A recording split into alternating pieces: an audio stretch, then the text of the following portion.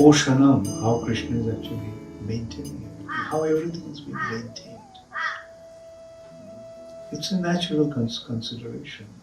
Like we are seeing, everything is being so beautifully maintained. Now how they are being maintained? Accidentally, only a fool will say things like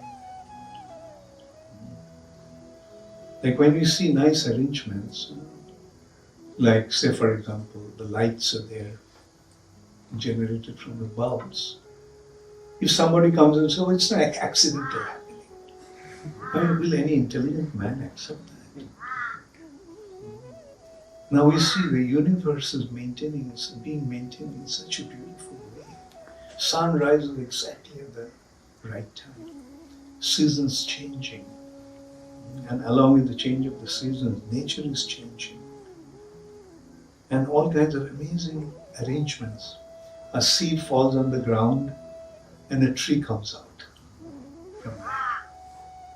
And in that tree there are fruits. In the fruits there are seeds. In those seeds there are trees. In those trees there are fruits. In those fruits there are seeds. I mean, which fool will ever say that this is an accidental phenomenon? And if they say that they'll create something like this, then our simple offer, our simple challenge to them is, you don't have to create human beings. You don't have to create Frankensteins. You just create a grain of rice, a seed of apple in your laboratory. Will they ever be able to make such a thing? No. And so that is a simple consideration that, that so-called scientists claim that they'll create life is just a vain one. They'll never be able to accomplish that.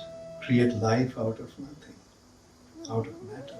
But the thing is that the mystery of how they are being maintained. When you do not know, then it's a mystery. But when you know something, then you know. And our knowledge is Krishna is maintaining everything.